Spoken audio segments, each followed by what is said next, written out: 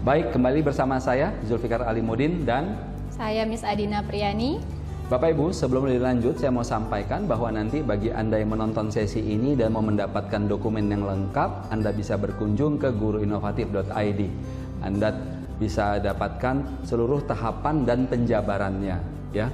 Sebagai penutup di sesi ini, saya akan kembali ke capaian pembelajaran karena tadi kita sudah membahas tujuan pembelajaran dan ada 2 ATP, ya. Satu untuk mencapai dengan pembelajaran dengan 1 variabel, yang kedua dengan 2 variabel, dan kita sudah kupas juga dengan bagaimana merancang assessment atau pertanyaan-pertanyaan untuk menguji apakah siswa kita sudah mencapai pada TP yang kita inginkan.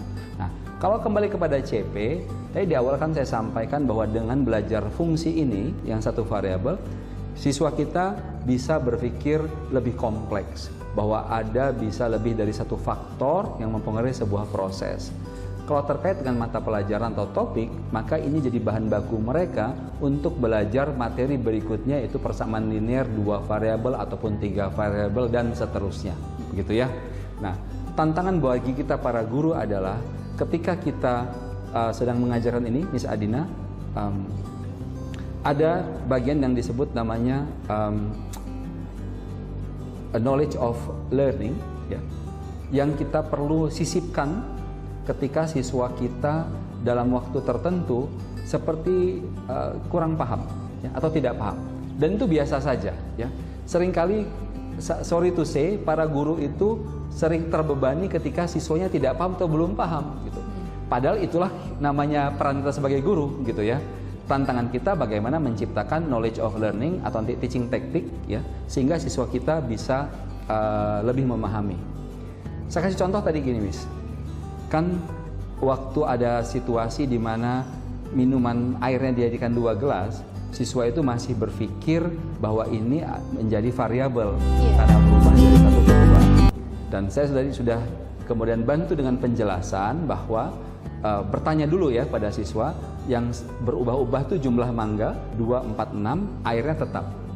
Nah, penjelasan kan bentuknya verbal, ya. Nah, sekali sekarang mesti ya sebenarnya besar ada sebagian siswa yang belum juga paham.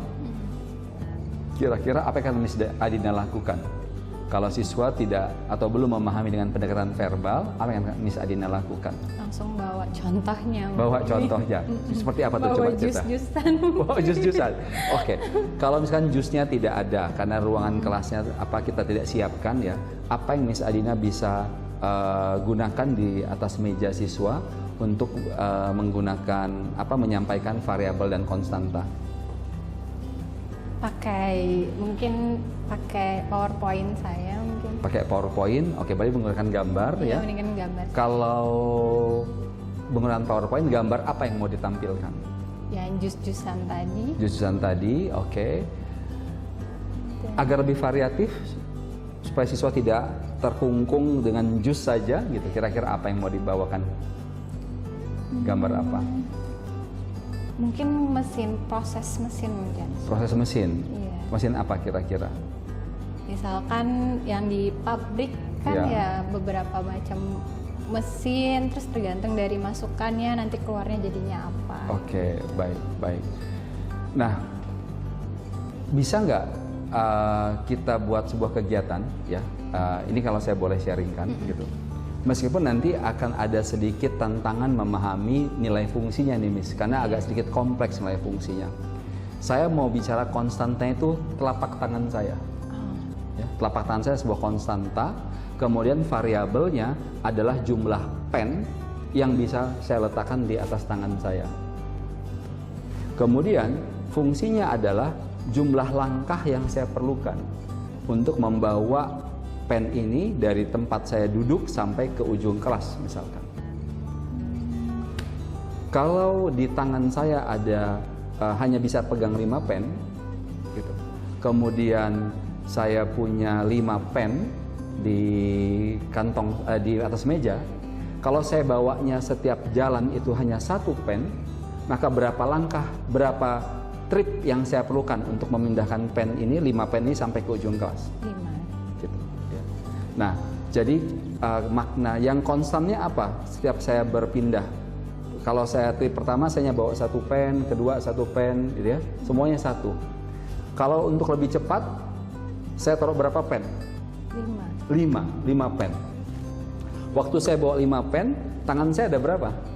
1. Tetap 1, ya.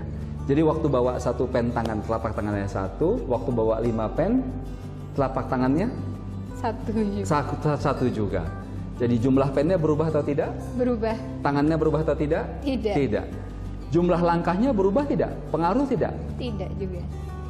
Coba pikirkan lagi, kalau saya isi 1 pen, satu-satu, berapa langkah yang saya perlukan sampai 5 pen itu pindah ke ujung kelas? Atau berapa trip? Ada 5 trip juga. Ada 5 trip. Tapi kalau saya taruh 5 pen langsung di atas tangan saya, sampai ke ujung kelas, berapa trip? Hanya 1. Hanya 1 trip. Berarti jumlah pen yang saya letakkan ke tangan saya berpengaruh tidak pada jumlah trip saya? Tidak. Oh iya, benar. Iya. Ini tegang ya.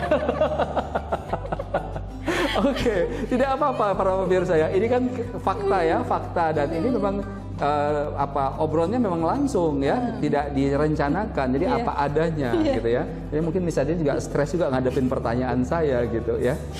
Jadi jumlah pennya berpengaruh pada jumlah trip? Iya. Iya. Kemudian setiap trip itu jumlah tangannya berubah nggak? Tidak. Tidak. Ya. Jadi yang tidak berubah kita sebut Konstan. konstanta atau konstan, yang berubah-ubah kita sebut Variabel. variabel. Dan itu bisa ditanyakan pada siswa. Kalau begitu nak, sebagai penutup kita tanya, yang mana antara tangan dengan jumlah pen yang kita sebut dengan konstan dan variabel atau variabel? Mereka sebutkan tangan konstan, jumlah pen variabel. Dari kejadian tadi, yang mana yang disebut dengan nilai fungsi? Nah, di sini kliknya nih, ya.